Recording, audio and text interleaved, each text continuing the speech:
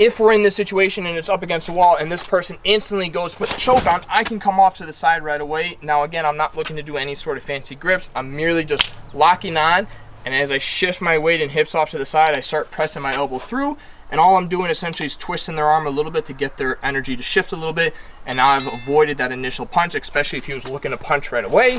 I'm going to easily redirect that punch and he's going to be punching more straight on. This goes 100% off of your ability to see the situation coming and react fast enough, but in most situations that's not going to be the case, or if it is, it's going to be damn near close as you're doing this and you might just miss the punch in that case. So it is a little bit risky, but it is an option, but we'll still go with it. So if you manage to get off to the side here, I can instantly start working strikes in, or I can maintain that grip, land a few strikes, work into some sort of shoulder lock and head position controlled, and now I can start working strikes from there. So it is an option, but again, that option is a little bit riskier because it depends solely on your ability to react and see the situation coming. Second that this hand comes, again, I'm shifting my weight and we're coming straight up and dropping that hand down and instantly looking to strike and block, whatever the case is. So again, both of those are options to completely clear this hand right away and try to avoid the punch as much as possible. But as reality often proves us wrong, that as we're doing this, we're probably not going to be able to react fast enough and this person's punch is going to be coming right away. Because again, in a real situation, chances of this person just sitting here with this choke and waiting a few seconds before throwing a punch is going to be very slim. It's going to be 1, 2. And if you're not caught on and you're not paying attention, you're going to eat that punch right away. So your better option, especially when this choke is coming on, is because you see this other hand available, turn and essentially impact or take the impact of what the first strike is. Now, I'm simply just going to turn my body and completely protect my head. Now, I have the whole protection here that's going to protect it from the first punch. If you sit in this position for too long, yes, I can absorb the first 2, but after that, this person's going to realize that, okay, you're blocking, and 1 of 2 things is going to happen. Either they're going to just look for openings and start throwing punches elsewhere, or they may abandon it altogether and just come in for a tackle and just slam you up against the wall and try and just find a way to beat you in a different manner. So I'm looking to absorb the first punch. I turn, I absorb the first punch. The second that that punch hits, I'm exploding out with a strike right away. Now, once I've landed that first strike, I can throw a kick if I need to, because again, at this point, I'm completely using the wall to my advantage.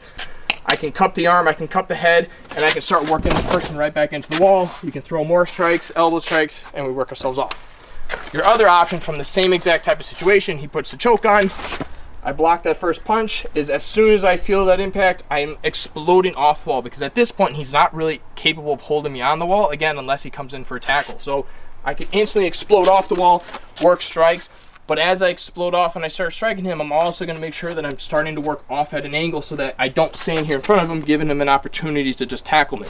So as I throw those strikes, I work off so that if he does decide to tackle me, I can easily redirect that energy and stay off the wall at that point. If I try and just block the punch as it's coming, it's going to be very difficult. So if you do decide to stay in place, you don't have time to react, get control of this hand as always, just because again, it's a grip.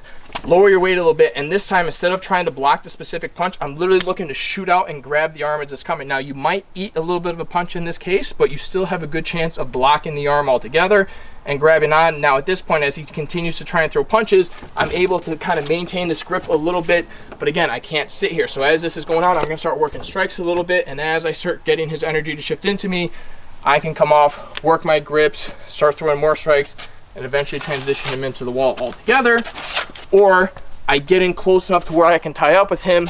If we end up against the wall from here, at least now I've got my underhooks I've got my overhooks or my underhooks. And again, from there, I can instantly start working and going to work from there. So you just have to understand this. The punch is going to come fast. You don't have time to react. Your best bet, again, is to try and find some way to either offset your angle from him so that you're, again, not squared up and you can attack him from an angle, transition so that his body comes into the wall as you work yourself off the wall, or more importantly, just understand that no matter what position you end up with, if you tie up with him in any way, shape, or form and you end up on the wall, that I go to work right away, and I have to stay a step ahead of him, because if I stay here too long, again, he's going to change up his mind, he's going to start attacking you different manners.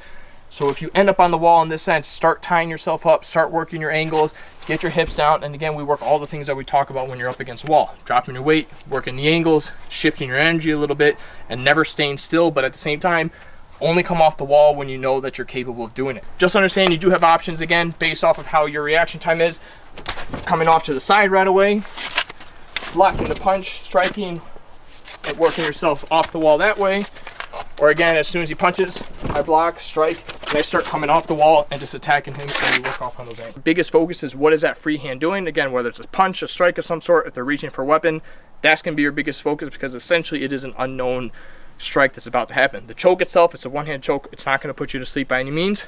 Try and just control it to get a free grip, and that way you can start maneuvering that body. So play around with it a little bit, try it on and off the wall. Let us know what you think.